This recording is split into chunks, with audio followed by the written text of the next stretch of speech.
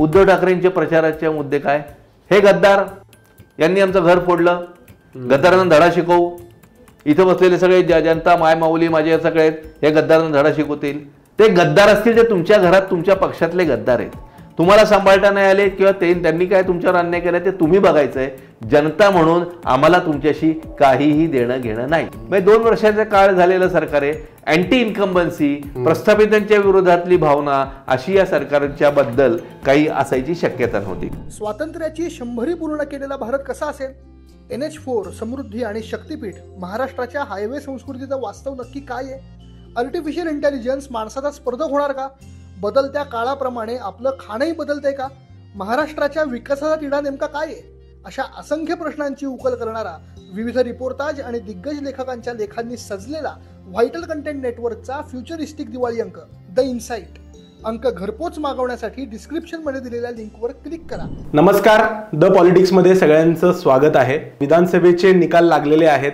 महायुतीने सुपडा साफ केला, महायुतीची सुनामी आली, असे वेगवेगळे हेडलाईन्स तुम्ही वाचले असतील. पण त्याच्या पलीकडे जाऊन या निकालाचा अर्थ काय आहे हे आपण आज समजून घेणार आहोत. माझ्यासोबत आहेत दैनिक पुढारीचे निवासी संपादक सुनील माळी सर. स्वागत आहे. नमस्कार. कोणालाही अपेक्षित नव्हता असा निकाल लागलेला आहे. बऱ्याच जणांचे अंदाज 150, 160, 170 पर्यंत येऊन थबकत होते. काहींनी धाडसीपणाने ते अंदाज 200 पर्यंत वर्तवले. पण त्याच्या पलीकडे जाऊन हा महायुतीच्या बाजूने 230चा आकडा महायुतीने गाठलेला आहे. मला या निकालाचे अर्थ समजून घ्यायचे, म्हणजे राजकीय दृष्ट्या आणि सामाजिक दृष्ट्या या निकालाचा अर्थ काय आहे? मुळात पहिली गोष्ट एक मला जरा दुरुस्त करू दे म्हणण्यापेक्षा थोडंसं त्याच्यामध्ये ॲडिशन करू दे. तू जे म्हटलं ते की असा निकाल लागेल अशी अपेक्षा नव्हती असं नाही. महायुती आणि मुख्यतः भारतीय जनता पक्ष यांना चांगल्या जागा मिळतील, भारतीय जनता पक्ष सत्तेत येईल, पुन्हा सत्तेत येईल, ही अटकळ, हा अंदाज हा बऱ्याच आधीपासून होता. म्हणजे आत्ताचे हे जे गेल्या काही दिवसांपूर्वी आलेले जे एक्झिट पोल आहेत, हे एक्झिट पोल सोडून देऊ. एक्झिट पोलच्या आधी मला वाटतं एक 15-3 आठवड्यापूर्वी आपली इथेच गप्पा झाल्या होत्या. त्यावेळी आपण म्हणत होतो, मी तुला सांगितलं होतं की भारतीय जनता पक्ष सत्तेत असेल. अर्थात मी सांगितलं म्हणजे मी काही फार ग्रेट किंवा अशी काही ग्रेट कॉमेंट किंवा अशी काही माझा प्रिडिक्शन, खूप मोठे प्रिडिक्शन असं नव्हतं कोणालाही.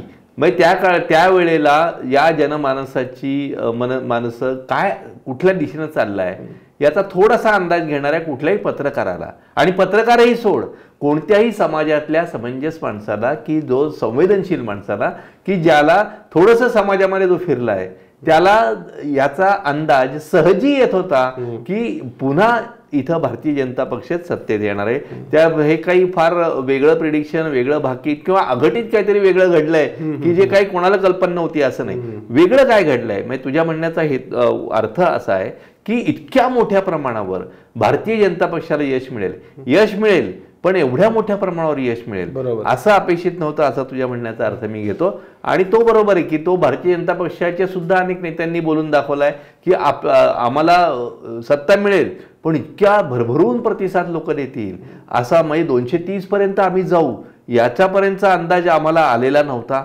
132 मला वाटतं भारतीय जनता पक्षाने स्वतः मिळवलेले आहेत. 145 आकडा लागतो बहुमतासाठी. 132 पर्यंत भारतीय जनता पक्ष थडकलेला आहे. गेल्या वेळी 105 होता 2019ला, तो आता 132 पर्यंत भारतीय जनता पक्ष वाढला.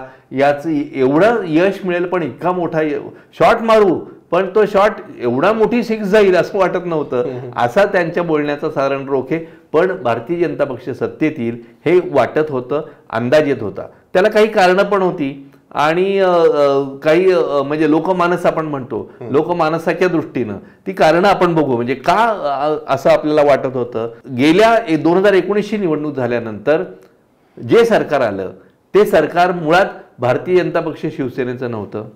ते सरकार राष्ट्रवादी काँग्रेस, शिवसेना आणि काँग्रेसचं होतं. बरोबर आहे. ती महाविकास आघाडी तिथे जन्माला आली, 2.5 वर्ष त्यांची झाली. 2.5 वर्षापूर्वी भारतीय जनता पक्ष आणि एकनाथ शिंदेची शिवसेना ही मला वाटतं आता गेल्या 22 मध्ये ती हे झाली, सरकार स्थापन झालं. म्हणजे 2 वर्ष साधारण आपण म्हणू की 2-2.25 वर्षाचा हा काळ आहे. अशा प्रकारची महायुती ही नवीन आहे. म्हणजे 2 वर्षाचा काळ झालेलं सरकार आहे. अँटी इन्कम्बन्सी, प्रस्थापितांच्या विरोधातली भावना अशी या सरकारच्या बद्दल काही असायची शक्यता नव्हती, कारण त्या अर्थाने सरकार नवीन होतं. त्यामुळं लोकांनी हे सरकार बदलून का द्यावं, की सरकार बदलायचंच. महाविकास आघाडीचा प्रचार होता सरकार बदला बदला बदला, तर का बदलायचं अशी काही अर्जन्सी त्यांना वाटत नव्हती. म्हणजे मतदारांना, सर्वसामान्य नागरिकांना वाटत नव्हती की आत्ताच जे सरकार आलेलं आहे, आता हे सरकार का बदलायचं, अशी काही ठोस कारणं त्यांना नव्हती. पण सरकार समजा बदलायचं ठरलं, समजा महाविकास आघाडीचा प्रचार त्यांनी जो केला की या सरकार बाजूला केलं पाहिजे, मग आणायचं कोणाला, तो पर्याय जो होता तो पर्यायही दुसरा दिसत होता.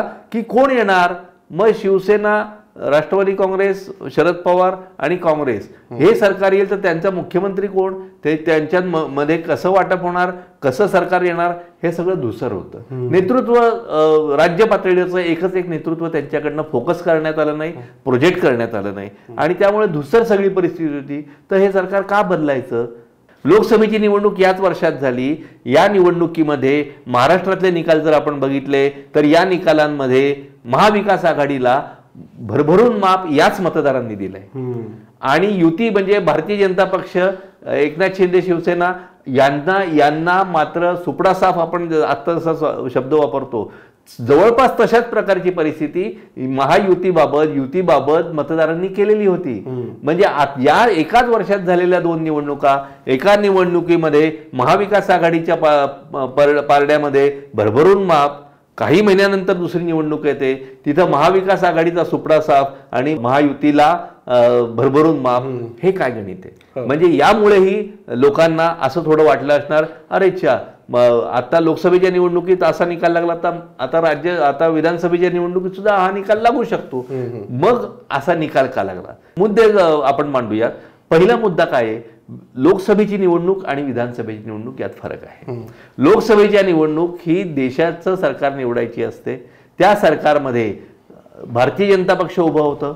प्रत्येक वेळेचे मुद्दे वेगळे असतात आणि आपली जनता, आपले मतदार, त्यांना सॅल्यूट आहे, त्यांना मानाचा मुद्रा आहे की ते प्रत्येक वेळेला अत्यंत समंजसपणाने निर्णय घेतात, मतं देतात.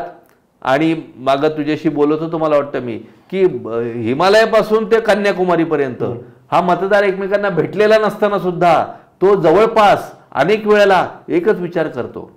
आता सोशल मीडिया आहे, त्यामुळे आता लोक तिकडं काश्मीरमध्ये काय त्यांनी टाईप केलं ते इथं कन्याकुमारीत कळतं, चांद्याचं बांड्याला कळतं. पण ज्या वेळेला सोशल मीडिया नव्हता, ज्या वेळेला ही संपर्काची साधनं नव्हती, अशा 77च्या निवडणुकीमध्ये सुद्धा इंदिरा गांधींचा पराभव करायचा हे या सगळ्या असेतू हिमाचलाच्या सगळ्या खंडप्राय देशातल्या सर्व मतदारांनी ठरवलं. एकमेकांना न भेटता, न चर्चा करता, न विचार करता, न चॅनलची चर्चा करता त्यांनी ठरवलं. हे कशाच्या जोरावर, कारण हा मतदार समंजसपणे एकच एक विचार करतो. हे या देशाचं मतदाराचं वैशिष्ट्य आहे. तसा विचार त्यांनी प्रत्येक वेळेला करतात. आपण मुद्द्यावर येऊ की लोकसभेच्या निवडणुकीला त्यांनी केलेला विचार काय. 2014च्या निवडणुकीमध्ये मोदी सरकार आलं, मोदी लाट आली, भरभरून लोकांनी मोदींच्या बाजूने मत दिलं. जसं 77 मध्ये इंदिरा गांधींच्या विरोधात दिलं, लगेच 2 वर्षांनी 80 मध्ये इंदिरा गांधीला त्यांनी तसंच फुलासारखं सत्तेवर आणलं. तसं 2024ला मोदींना त्यांनी सत्तेवर आणलं, भारतीय जनता पक्षाला भरभरून माप दिलं. 2019च्या निवडणुकीत आणखी मोठ्या प्रमाणावर बहुमत भारतीय जनता पक्षाला दिलं. पण 2024च्या निवडणुकीमध्ये मात्र भारतीय जनता पक्षाला हातचं राखून थोडंसं खाली उतरवलं. याची तिन्हीची कारणं वेगळी आहेत, ती लोकसभेचा आता चर्चा करण्याची वेळ नाही. पण एकाच वाक्यात सांगतो, माझं अनालिसिस असं आहे, माझं विश्लेषण असं आहे, 2014ला अच्छे दिन आएंगे हा मोदींचा परवलीचं वाक्य होतं, हे परवलीचं वाक्य होतं. आणि त्या अच्छे दिन आएंगे या त्यांच्या आश्वासनांवर लोकांनी त्यांना मतं दिली की काय बदल पाहिजे, आपल्याला अच्छे दिन पाहिजेत, आमच्या आयुष्यात बदल पाहिजे. 2019ला राष्ट्रभावना, पुलवामा आणि या बाकीच्या सगळ्या राष्ट्रभावना जागी झाली त्या सगळ्या आणि त्यामुळे त्यांच्या मागे मोठ्या प्रमाणात. 2024ला काय झालं, माझ्या मते 2024ला भारतीय जनता पक्षाची एक चूक झाली असं मला वाटतं की भारतीय जनता पक्षाने हिंदुत्वाचं कार्ड मोठ्या प्रमाणावर हाती घेतलं आणि फक्त हिंदुत्वाच्या कार्डवर, फक्त हिंदुत्वाच्या मुद्द्यावर, फक्त हिंदुत्वाचा प्रचार करून या देशातली सत्ता पूर्णपणे आपल्याला हस्तंगत करता येत नाही. पत्रकार म्हणून माझं निरीक्षण आहे. आता ती त्यांची चूक झाली. आत्तापर्यंतच्या 2 निवडणुका त्यांनी वेगळ्या मुद्द्यांवर गेल्या होत्या, त्यामुळे त्यांना थोडंसं खाली उतरलं जनतेने. त्यांना पर्याय नव्हता, त्यांच्याकडेच सत्ता दिली, पण जनतेने त्यांना खाली उतरवलं. किती साधारण 30 पर्यंत जागा मिळाल्या त्यांना, बरोबर आहे. तर 230 240 पर्यंत जागा त्यांना मिळाल्या, म्हणजे बहुमतापर्यंत ते गेले. एवढं त्यांना दिलं. आताची परिस्थिती काय आहे, म्हणजे ह्या सगळ्या लोकसभेच्या नंतर त्यावेळेला महाराष्ट्रामध्ये आघाडीला मोठ्या प्रमाणावर मतं दिली. आता त्या लोकसभेच्या निवडणुकीनंतर विधानसभेच्या निवडणुकीपर्यंत आघाडीचे नेते, कार्यकर्ते, त्यांचे फोर्सेस जसं वागायला नको तसं वागत गेली. आणि महायुतीचे नेते, कार्यकर्ते जसं वागायला हवं तसं ते वागत गेले. आणि त्याचंच फळ म्हणजे हे असं मला वाटतं. कसं वागायला नको आणि कसं वागायला हवं थोडक्यात आपण बघूया. मला असं वाटतं की आता आघाडीचा मुद्दा घेऊ, महाविकास आघाडी. तो निकाल लोकसभेचा किरण लागला तर त्या निकालानंतर असं त्यांना वाटतं की आलंच, आपण मुख्यमंत्री बनलो, मंत्री बनलो, आपल्या सरकारची महामंडळं स्थापन झाली, सगळं आमचं राज्य आलं, असं त्यांना वाटायला लागलं. म्हणजे निकाल लागला की आम्ही पुढे गेलो. या सगळ्या धुंदीत, या सगळ्या मस्तीत, या सगळ्या शब्द एवढेच वापरू आपण तर या सगळ्या त्यांच्या त्या धुंदीमध्ये ते राहिले, मस्तीमध्ये राहिले,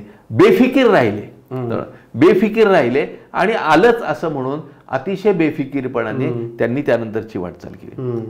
कारण ती वाटचाल कधीपासून बघा तुम्ही पुढेपर्यंत, म्हणजे आपलीच विधानसभा आपलीच आहे. उद्धव ठाकरेंचा मुद्दा घ्या. उद्धव ठाकरे काय म्हणत होते? उद्धव ठाकरेंचे प्रचाराचे मुद्दे काय? हे गद्दार, यांनी आमचं घर फोडलं, गद्दारांना धडा शिकवू, इथं बसलेले सगळे जनता माय माऊली माझे सगळे आहेत, हे गद्दारांना धडा शिकवतील. प्रश्न काय आहे? प्रश्न असा आहे की विचार जो करायचा तो या राज्यातल्या जनतेच्या दृष्टीनं करायचा. तुमच्या घरातली भांडणं आहेत, ते गद्दार असतील ते तुमच्या घरात तुमच्या पक्षातले गद्दार आहेत, तुम्हाला सांभाळता नाही आले किंवा त्यांनी काय तुमच्यावर अन्याय केला ते तुम्ही बघायचंय. जनता म्हणून आम्हाला तुमच्याशी काहीही देणं घेणं नाही, आम्हाला काही देणं घेणं नाही. तुमची गद्दारी आहे, तुम्ही निभावा. आम्हाला तुम्ही काय करणार? तुम्ही आल्यानंतर, तुम्हाला जर सत्ता दिली तर तुम्ही आल्यानंतर काय करणार? तर यांचं उत्तर काय? आम्ही आल्यानंतर यांना जेलमध्ये टाकू. अहो तुम्ही त्यांना जेलमध्ये टाका, आमचं काय करणार? आमच्या दृष्टीनं तुमच्याकडं ठोस योजना आहेत का? तुम्ही काय मांडताय? याच्यामध्ये ते गेलेच नाहीत. केवळ गद्दारी, 40 खोके, आणि मग त्या सगळ्या खोके बिकेचा जो मुद्दा आहे हा सगळा मग प्रभावहीन होत राहील. म्हणजे महाविकास आघाडीकडून प्रभावी मुद्दे समोर आणण्यामध्ये अपयश आलं. करेक्ट. म्हणजे महाविकास म्हणजे उद्धव ठाकरेचं मत बघितलं. आता आपण काँग्रेसचं बघू. काँग्रेसला बघा, काँग्रेसला मी आता आपण बघतोय, पहिले महाविकास आघाडी जसं वागायला नको तसं वागली ते आपण बघतोय.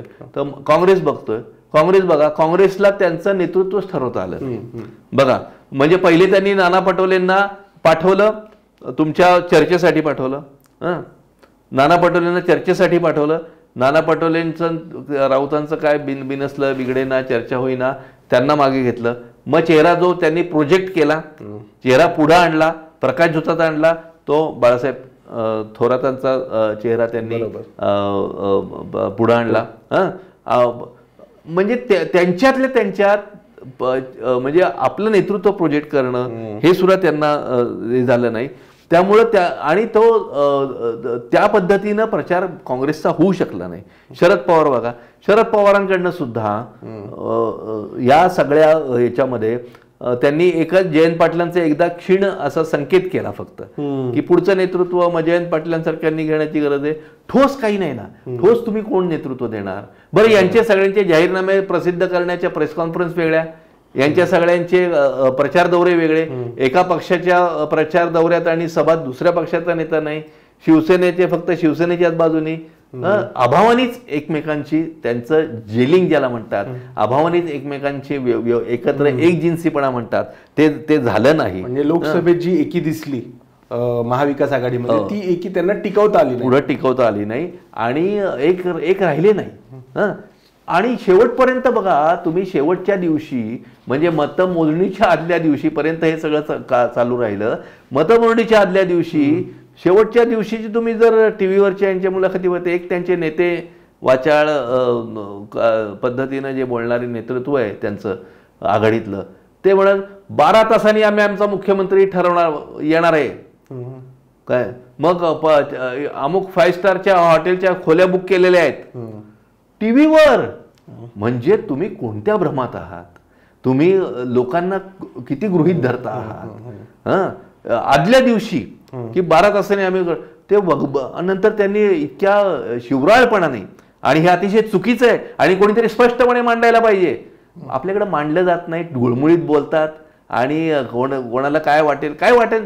जनतेच्या बाजूने तुम्ही बोलताय, स्पष्ट बोला, ठाम बोला, आणि त्याला काही तुम्हाला भीती बाळगण्याचं कारण नाही, कारण तुम्ही जनतेच्या दृष्टिकोनातून बोलताय. कुठल्या पक्षाच्या बाजूनी, नेत्याच्या बाजूनी किंवा विरोधात बोलत नाही आहात. काय बोलले ह्या सगळ्या चॅनलची मंडळी जी आहेत, त्यांचे जे सगळे एक्झिट पोल आहेत त्याच्या सुरळ्या करा, आणि असं बोललेत. सुरळ्या करा, सुरळ्या काय करतात पुढं मराठीत काय म्हणतात असं. आता हेच सगळे चॅनलवाले दुसऱ्या दिवशी त्याच सुरळ्या घेऊन त्यांच्यासमोर उभे राहिले असते. म्हणजे आपल्याला कोणाच्या व्यक्तिगत त्यांना टीका करायची नाहीये, पण आता शरद पवारांसारखा संयमी नेता की पण त्यांनी सुद्धा झूमवरनं मीटिंग घेऊन लगेच मुंबई गाठा वगैरे. म्हणजे सगळे आघाडीचे नेते, कार्यकर्ते आणि हे जे होते ते आलंच अशा थाटात होते. ते त्यांची चूक झाली. लोकांपर्यंत जाऊन संयतरित्या प्रचार करणं, मुद्दे पटवून देणं, तुमचे कार्यक्रम मांडणं, तुमचे काय कार्यक्रम आहेत, आम्ही काय, हे कुठं चुकले तर आम्ही काय देऊ, हे लोकांपर्यंत तेवढ्या ठोसपणे मांडण्यात ते कमी पडले. आता दुसरीकडे बघू, महायुतीकडे बघू. आता महायुती कशी वागली, जसं वागायला हवी तसे महायुती वागली. आता मी काय महायुतीचा प्रवक्ता नाही, पहिल्यांदा हे सांगण्याच्या आधी तुम्हाला सांगून टाकतो. हिंदुत्ववाद वगैरे याचा माझा वैयक्तिक त्या वादाला विरोध आहे वैयक्तिक. तरीही निष्पक्ष पत्रकार या नात्यानं जे चुकले त्यांच्या चुका बाहेर मांडाव्या लागतात, आणि जे बरोबर आहेत त्यांना ते बरोबर आहेत हे पण पत्रकारांनी मांडणं. तर पत्रकार काय करतात, नुसती टीका करणं हेच एवढंच आपलं काम आहे, पण चांगल्याचं स्वागत करणं हे सुद्धा पत्रकाराचं काम आहे. हे अनेक वेळा पत्रकारांकडनं विसरलं जातं, अनेक ज्येष्ठ पत्रकारांकडनं सुद्धा विसरलं जातं की चांगल्याचंही स्वागत केलं पाहिजे, तेही लोकांपुढे मांडलं पाहिजे. ते आपण आता मांडूया. तर महायुतीने काय केलं बघा तुम्ही. महायुतीतले आता त्यांचे भारतीय जनता पक्षाचे नेते देवेंद्र फडणवीस काय म्हणाले ते त्या निवडणुकीने, ते म्हणाले मला आता या सगळ्या प्रकरणातनं मोकळं करा, सत्तेतनं मोकळं करा, उपमुख्यमंत्री म्हणून मोकळं करा, मी संघटना बांधतो. बरोबर आहे. मग त्यांना परवानगी दिली नाही दिली अमुक सगळा भाग वेगळा, पण त्यांनी निवडणुकीच्या प्रक्रियेकडे ज्या गंभीरपणे बघत होते, जी आपण संघटना उभी करायची ज्या हे पाहत होते, ती सगळी त्यांनी ते दाखवली. आता त्यांच्यात सुद्धा म्हणजे युतीमध्ये सुद्धा ताण झाले नाहीत का, जागा वाटपण झाले, पण ते तुटेपर्यंत आणणार नाही, त्याची जाहीर वाच्यता होणार नाही. त्यांच्याकडे मलाच मुख्यमंत्री करा, मलाच मुख्यमंत्री करा, मुख्यमंत्री पदाचा चेहरा नाव जाहीर करा, अशी आघाडीमध्ये तुणतुणी आणि वाजत होती. त्यावेळेला यांच्याकडे सुद्धा चालू होतं की कोण म्हणत तावडेंना पुढे केलंय, कोण अमुक पुढे, पण त्याची जाहीर वाच्यता इथं कुठंच झाली नाही.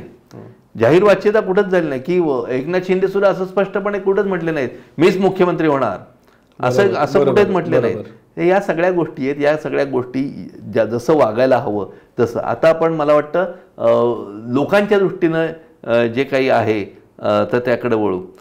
सर मला आता विचारायचं आहे की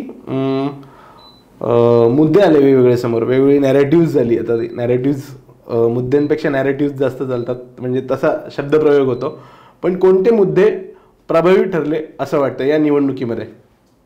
आता गेले 2 दिवस तर वृत्तपत्रांमध्ये, चॅनलमध्ये जो मुद्दा आहे तो मुद्दा आहेच. तो मग त्या मुद्द्यावरच सुरुवात करीन मी, पण तेवढाच मुद्दा नाही. काय 2 दिवस आपल्या सगळ्या माध्यमांमध्ये लाडकी बहीण, लाडक्या बहिणीची वेड्या बहिणीची ग वेडी माया वगैरे सगळे हेडिंग आपण बघतो, ऐकतो, वाचतो. ते आहे, तो मुद्दा नाही असं नाही. कारण हा मतटक्का जो वाढला, हा वाढलेला मतटक्का हा महिला मतदारांचा, आणि ज्यांना 1,500 आता या महिलांना जे मिळत आहेत त्यांनी आपल्या भावाला, मानलेल्या भावाला किंवा ह्या सरकारला त्यांनी ती परतफेड केली असंही म्हटलं तर त्यात काही चुकीचं गैर आहे की नाही हा सगळा वेगळा मुद्दा आहे, पण ते चुकीचं नसावं तो मुद्दा आहेच की त्यामुळे तो आहेच, पण फक्त एकट्या याच्यानी झालं का, एकट्या लाडकी बहीण हा मुद्दा आहेच. मला असं वाटतं की गेल्या काही काळामध्ये या सरकारकडून आता म्हणजे दृश्य स्वरूपात दिसणारी आपण जी कामं आहेत, मेट्रो असेल, अटल सेतू असेल, समृद्धी महामार्ग असेल किंवा वाढवण बंदरासारख्या योजनांना चालना असेल, किंवा महाराष्ट्र 2035 पर्यंतचा रोडमॅप अशा एक मांडलेला होता तो महाराष्ट्राला 75 वर्ष होत होत आहेत आणि 2035 पर्यंत मध्ये महाराष्ट्र कसा असेल. तर या सगळ्याचा सकारात्मक परिणाम मला वाटतं मतदारांवर पडला. मोदींनी सुद्धा महाराष्ट्रात येऊन मोदींचा प्रचार याच्याविषयी पण बोलायला पाहिजे. खरं मोदींनी महाराष्ट्रात येऊन की जर तुम्ही आमच्या हाती सत्ता दिली तर आमच्या योजनांच्या आमच्या मुठी ढिल्या होतील आणि याची बरसात तुमच्यावर होईल योजनांची मदतीची, अशा प्रकारचे संकेत त्यांनी दिले, स्पष्टपणे सांगितलं. त्याचाही परिणाम की विरोधी पक्षाचं सरकार येऊन केंद्र सरकारकडनं जर आपल्याला मदत किंवा योजना होणार नसतील तर मग आहे त्या सरकारकडे जावं हाही कल लोकांचा राहिला असेल. आता इथं मला हे सांगण्यामध्ये म्हणजे या योजनांचा परिणाम लोकांवर झाला. आता हे सांगण्यामागं माझा हेतू असा अजिबात मुळीच नाही की या सरकारने फार काही मोठं ग्रेट खूप काही विकासाचे ढोल मी आता इथं तुझ्यासमोर बसून वाजवतोय त्यांच्या विकासाचे ढोल, त्यांची पीआरशिप करतोय काय, अशातला काही भाग नाही. कारण सर्व सरकारं ही एका अर्थाने आर्थिक योजनांच्या बाबतीत जवळपास सारखीच असतात. आधीचं सरकार हे सरकार येणार ही सगळी सारखी असतात. त्यामुळे काही फार ग्रेट करतात अशातला भाग नाही आत्ताच्या योजनांचा या काही फार. कारण करायला काय पाहिजे, मूलभूत बदल करणार आहेत का, मूलभूत बदल करण्याची ताकद म्हणत नाही, ताकद आहे पण इच्छाशक्ती, राजकीय इच्छाशक्ती ना या सरकारमध्ये ना आधीच्या सरकारमध्ये. अनेक मूलभूत बदल आहेत त्याच्याविषयी आता सविस्तर बोलायला नका, एका वाक्यात फक्त सांगतो. उदाहरणार्थ शेतकऱ्यांना हमी भाव देणारा स्वामीनाथन आयोग तो जर अहवाल तो लागू केला तर शेतकऱ्यांच्या आत्महत्या टळतील, शेतकऱ्यांच्या वरची कर्ज माफ करायची वेळ येणार नाही आणि शेतकऱ्यांच्या हातात पैसा जाऊन त्यांची डिमांड वाढून क्रयशक्ती वाढेल, त्यांच्याकडनं मागणी वाढेल वेगवेगळ्या उत्पादनांना आणि आपली इकॉनॉमी, आपला अर्थव्यवस्था याची चक्र फिरायला लागतील. कळलं तर तो सगळ्यात महत्वाचा मूलभूत बदल आहे. कोण करणार आहे ना, हे सरकार करत आहे ना गेल्या सरकारने केलं. जलसिंचनामध्ये तुम्हाला माहिती आहे की उसाला पाणी दिलं जातं मोठ्या प्रमाणावर. पीक पॅटर्न बदलण्याची हिंमत कोणामध्ये आहे की आता ऊस इथं थांबवा, इथला कमी करा, इथं तुम्ही ज्वारी बाजरी घ्या, इथं पीक पॅटर्न ठरवा. हे अनेक तज्ज्ञ अनेक वर्ष सांगतायत, हे मी नाही, अनेक तज्ज्ञ अनेक वर्ष सांगतायत. तर ती ताकद कोणामध्ये आहे, कोण करणार आहे. अनेक मूलभूत विषय आहे की या मूलभूत विषयांमध्ये वेगवेगळ्या जिल्ह्यांच्या ठिकाणी शहरं वसवा आणि पुणे मुंबईकडे जाणारा जो लोंढा आहे मोठ्या शहरांकडे महानगरांकडे तो लोंढा थांबवण्यासाठी संतुलित विकास करा. कोण त्या दृष्टीने प्रयत्न करताय, कोणी नाही. त्यामुळे मूलभूत विकास सोडून द्या. पण या सरकारने जो काही या योजनांचं हे केलंय त्याचा दृश्य परिणाम लोकांवर झाला, त्या दृश्य दिसल्या. तेवढाच माझा मर्यादित सांगण्याचा पैसे येतोय महिलांच्या, शेतकऱ्यांच्या, असा एवढाच माझा मर्यादित सांगण्याचा अर्थ आहे की त्या तुलनेत लोकांनी या महाविकास आघाडीपेक्षा युतीला जास्त प्राधान्य दिलं. त्यांच्याकडे त्यांचा काटा झुकला या सगळ्या ह्याच्यात. मोदींच्या याच्या वेळेला 2 मुद्दे की मोदींनी आल्यानंतर जी लोकसभेच्या वेळेला चुका केल्या प्रचारामध्ये त्या इथं केल्या नाहीत. उदाहरणार्थ पुण्यातल्या सभेत आपण बघितलं असेल, पुण्यातल्या सभेत त्यांनी शरद पवारांचा उल्लेख जाणीवपूर्वक टाळला, जो त्यांनी गेल्या वेळेला भटकती आत्मा वगैरे असा पुण्याच्या रेस्कोर्सच्या सभेत केला होता. तो त्यांनी इथं जाणीवपूर्वक टाळला आणि शरद पवारांचा उल्लेख न करता सभा घेतली आणि त्यावेळेला त्या मुद्द्याचा अतिशय उलटा परिणाम झाला होता. त्यामुळे ते सुद्धा मुद्दे जाणीवपूर्वक म्हणजे प्रचाराची जी हे आहेत या मधल्या काळात आपण बघितलं असेल तर शेतीमालाला भाव आता आपण जसं म्हणत होतो तर सोयाबीनला आधीच्या सरकारमध्ये जेवढा भाव होता त्यापेक्षा कमी भाव आता मिळतोय. शेतकऱ्यांचं नुकसान होतंय. तुम्ही 1,500 एका बाजूने बहिणींना देताय आणि शेतकऱ्यांचे भाव देत नाही आहात. मधल्या काळात मतदानाला काही दिवस असताना वृत्तपत्रात बातम्या आल्या, कशा आल्या ते बघा, पण वृत्तपत्रात बातम्या आल्या की सोयाबीनचा सरकारी भाव, हमी भाव हा वाढवलेला आहे. आत्ता वाढवला, तो भाव वाढवला आणि आता सोयाबीनचा भाव एवढा झालेला आहे, तो किती परवडेल पण भाव वाढवला. तर अशासारख्या शेतकऱ्यांच्या केंद्र सरकार म्हणजे आचारसंहिता चालू असताना केंद्र सरकार अशा प्रकारची घोषणा करू शकतं का? शकत असेल, माहीत नाही. एका राज्याची निवडणूक आहे, 2 राज्यांच्या निवडणुका होत्या, पण त्यांनी ती घोषणा केल्यानंतर त्याचा शेतकऱ्यांमधली जी विरोधाची धार आहे ती सुद्धा बोथट व्हायला मदत झाली. बरोबर. असे वेगवेगळे मुद्दे की ज्यांनी करेक्शन केले, जे लोकसभेत त्यांना करता आले नव्हते. कांद्यांना जसं रडवलं महायुतीला, तसं यावेळी सोयाबीन कापसाचे मुद्दे पुढे आणले नाही किंवा त्यांचे हमी भावाने खरेदी असेल ती लगेच चालू झाल्याची घोषणा झाली. त्यामुळे ते धार बोथट झाली. आता अगदी छोट्या छोट्या बघा, एकनाथ शिंदेच्या सुद्धा त्या तुम्ही जाहिराती जर बघत असाल, टीव्हीवरच्या जाहिराती आपण बघतो, एकनाथ आणि मग ते बाई ती एकनाथ लिहिते आणि मग ते 1,500 ते भावनिक ज्या सगळ्या ज्या काही त्या म्हणजे आपलं नेतृत्व प्रोजेक्ट करणं हे इथनं जे झालं ते आघाडीकडनं झालं. बरोबर. आणि त्यामुळे या सगळ्या ह्याच्यामध्ये आपल्याला दिसून असं येईल की या सगळ्या प्रचार तंत्रात सुद्धा युतीनं आघाडीवर बाजी मारली. बरोबर. आणि सगळ्यात शेवटी महत्वाचा मुद्दा म्हणजे हे प्रचार तंत्र, तुमचे नेतृत्व, पक्षाची टॅक्टिक्स वगैरे हा सगळा भाग आहेच. तो दुय्यम ठरून महत्वाचा भाग जो राहतो तो भाग असा की लोकमानस, लोकांना काय वाटलं, तर लोकांना आता हे सरकार एवढा आटापिटा करून का बदलायचं हा प्रश्न लोकांपुढे पडला. आणि आता just to continue with that government, ह्या सरकारला आपण पुढं कंटिन्यू करूयात, त्यामध्ये आता कुठलाही बदलाव असं वाटत नाही अशी त्यांच्या पुढची. आणि म्हणजे अगदी लाडकी बहीण असेल, वेगवेगळ्या योजना जाहीर करण्याची अमुकची त्यांची असोशी दिसत असेल किंवा आम्ही करू, हे करू, ते करू दिसत असेल, तर लोकांना वाटलं की साहजिकच वाटलं की एक बदलून दुसरं आणावं. एवढी उलटी लाट ही काही त्यामुळे निर्माण झाली नाही, यांना करता यायला निर्माण झाली नाही, कारण ती परिस्थिती ती दिसतच नव्हती. अतिशय निष्पक्षपातीमुळे बोलायचं तर दिसतच नव्हती. हा सगळा प्रकार झाला.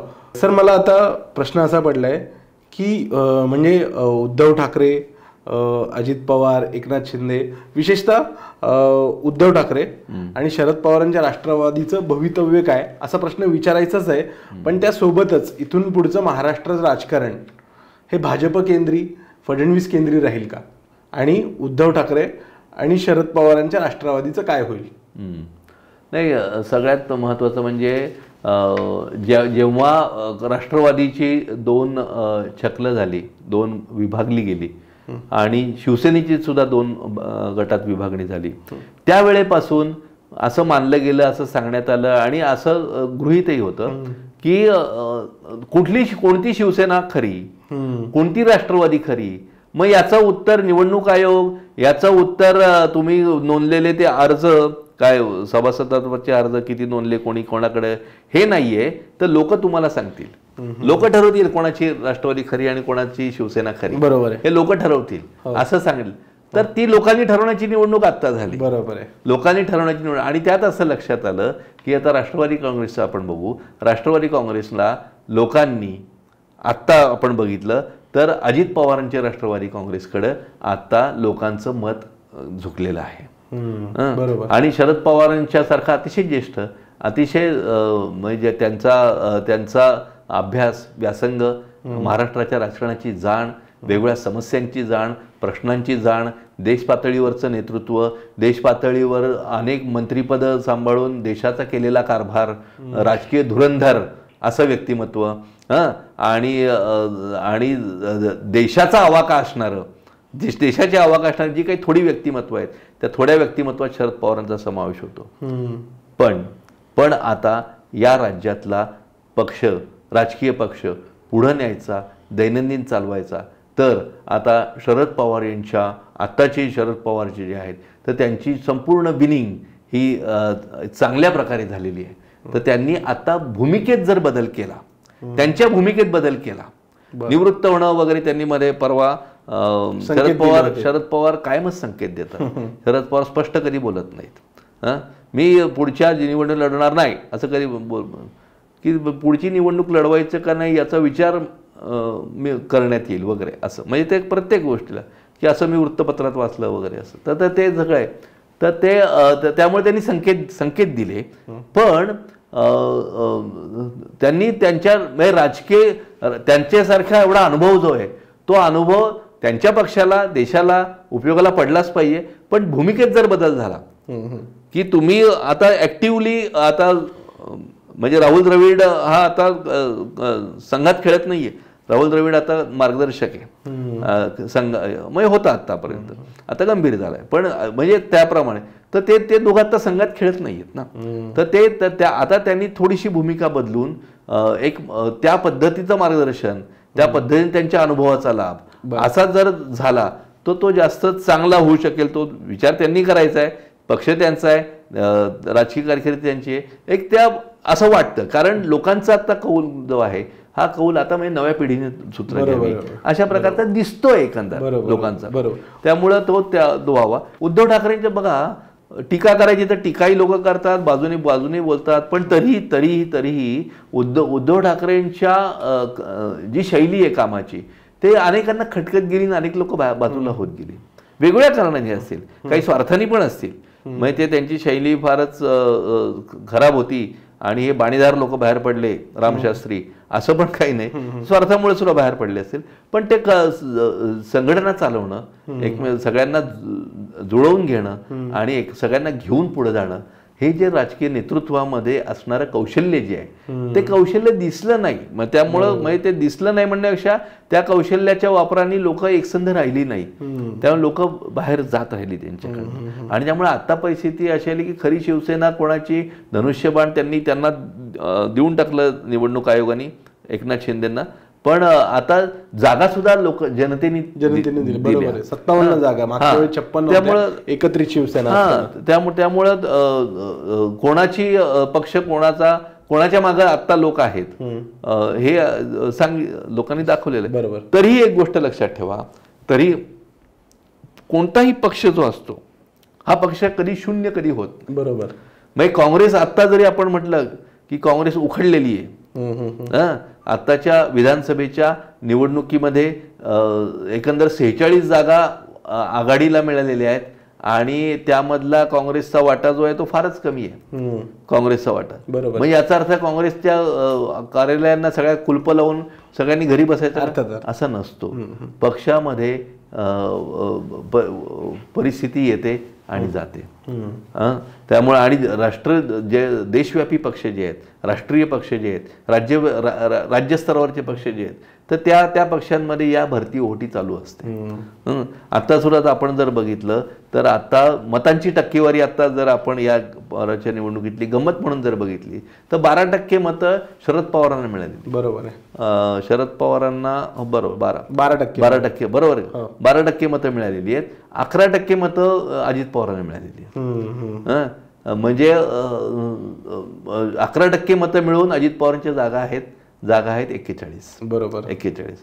12% 1% जास्त मिळून शरद पवारांच्या जागा काय 10च येतात. बरोबर. त्यामुळे टक्केवारीत मतांची टक्केवारी जी आहे तर त्या जागा मागं कमपुढं जास्त होत असतात. लोकसभेच्या वेळेला फडणवीस हाच मुद्दा मांडत होते की आमच्या जागा जरी कमी असल्या तरी आमची मतांची टक्केवारी आता विधानसभेच्या निवडणुकीत 26% मतं भारतीय जनता पक्षाला मिळाली. 26%. तर हे मतांची टक्केवारी कमी जास्त होणं, त्या ठिकाणची परिस्थिती असणं आणि थोडीशी जनमताचे त्याला हे असणं, त्याच्यावर थोडेसे निकालही त्यामुळे हे पक्ष परत पुढे येऊ पण शकतो. 20 यांना जर काय 56 जागा आहेत तर यांना 20 जागा आहेत शिवसेनेला. तर ते पुढं पण पक्ष चालवणं, लोकांचा विश्वास कोणीही एका पक्षाने आता पराभव झाल्यानंतर मोकळेपणाने असं सांगितल्याचं मी बघितलेलं नाही की हा निकाल आम्ही मान्य केलेला आहे, जनमताचा कौल आम्हाला मान्य आहे, उद्यापासून आम्ही परत लोकांमध्ये जाऊ, जनतेपर्यंत जाऊ, त्यांचे प्रश्न समजावून घेऊ, त्यांना समजून घेण्यात आम्ही कमी पडलो ते समजून घेऊ आणि पुन्हा एकदा त्यांचं नेतृत्व करायला पुढे येऊ. असं कोणतंही सगळे ईव्हीएमचं अमुक झालं ते याचं ते झालं, रडीचा डाव सगळे खेळत आहेत, हे काही बरोबर वाटत नाहीये. तर या पद्धतीनं पुढं राजकारण जात राहील, पुढची जी राजकारण पुढे जात राहील. यांच्याकडनं अपेक्षा अशी आता पुढचं हे काय राहील, तर मुख्यमंत्री आता पुन्हा एकदा मी निष्पक्षपातीपणे बोलतो, हे काय 4 वेळा सांगायची काय गरज आहे, कारण आपल्याकडं 2 वाक्य कोणाची तरी काढून तो असा हे वाक्य बोलला म्हणजे तो असा ठपका मारणारे आणि ते मारणाऱ्यांना मारू द्यात शिक्का मारणारी मंडळी असतात. म्हणजे मी आता समजा युतीच्या जे बाजूचे मुद्दे आहेत, जमेचे मुद्दे आहेत, ते जर आता मांडले तर सुनील माळी म्हणजे युतीचा भाट पत्रकार अशा प्रकारे सुद्धा बोलू शकतात. पण आपण निष्पक्षपातीपणाने जर याचं निश्चय केलं तर पुढचा मुख्यमंत्री म्हणून मला असं वाटतं देवेंद्र फडणवीस हे अत्यंत योग्य व्यक्ती आहेत या पुढचा. याचं कारण मी त्यांच्या मुलाखती घेतल्या आहेत, म्हणजे 1-1 तास 1.5 तासाच्या मुलाखती घेतल्यात, बोललोय, वेगवेगळ्या प्रश्न त्यांना विचारलेत, अर्बनायझेशन, राज्याचं हे ते. हातात कागद न घेता त्यांनी अस्खलित सगळ्या प्रश्नांना नुसती उत्तर दिली नाही, त्यांची व्हिजन दिसते. बरोबर. तुम्ही जर आत्ताच मला वाटतं विनायक पाचलगांनीच घेतलेली त्यांची मुलाखत जर आपल्या प्रेक्षकांनी बघितली असेल तर महाराष्ट्राच्या सगळ्या प्रश्नांची जाण आणि त्या प्रश्नांची उत्तरं आणि समन्वित महाराष्ट्राचा विकास कसा व्हायला पाहिजे याचा सौरपासनं जलपर्यंत या वेगवेगळ्या मुद्द्यांवर त्यांनी दिली उत्तरं. मला नाही वाटत ऑरिक सिटी हा शब्द मुख्यमंत्रीपदाच्या शर्यतीत असणाऱ्या इतर पक्षांच्या किती नेत्यांना हा शब्द तरी किमान माहिती असेल, मला माहिती नाही. ऑरिक सिटी म्हणजे काय, की औरंगाबादच्या आसपासचा जो आता इंडस्ट्रीयल बेल्ट आपल्याला डेव्हलप होतो आहे, विकसित होतोय, तर त्याला उद्देशून तो शब्द आहे. आता तिकडं खानदेशात धुळ्याजवळचा नरडाणा आहे, नरडाण्याला तिथनं सुरतला जाणारा मार्ग आहे रेल्वेचा, आणि तिथं मोठ्या प्रमाणावर आपण हे करायचं आहे, इंडस्ट्रीयल बेल्ट डेव्हलप करायचं आहे. तर या प्रकारचं जर नियोजन जर त्यांच्याकडे आहे तर हे नियोजन किती या सगळ्या मुख्यमंत्रीपदाच्या शर्यतीत उतरलेल्या नेत्यांनी लोकांपुढं मांडलं, लोकांपुढं किती लोकांनी मांडलं. तर मला नाही वाटत की या सगळ्यांकडं एवढ्या प्रकारे लोकांपर्यंत गेलेले आहेत. तर त्यामुळं आत्ताच्या परिस्थितीत आणि योग्य ह्याच्यामध्ये त्यांनी हे मुख्यमंत्री पद त्यांच्याकडे जाईल आणि ती त्यांना जाण आणि योग्य व्यक्तिमत्व म्हणून मला ते जास्त योग्य वाटतं की त्यांच्याकडे ते जावं. सर खूप खूप धन्यवाद. निकाल हा बातम्यांपलीकडे जाऊन तुम्ही अगदी खुमास्तर शैलीत त्या विधानसभा निकालांचं विश्लेषण केलं. खूप खूप धन्यवाद. आपण पुन्हा भेटू. तुर्तास इथेच थांबू. आपले खूप खूप आभार. थँक्यू.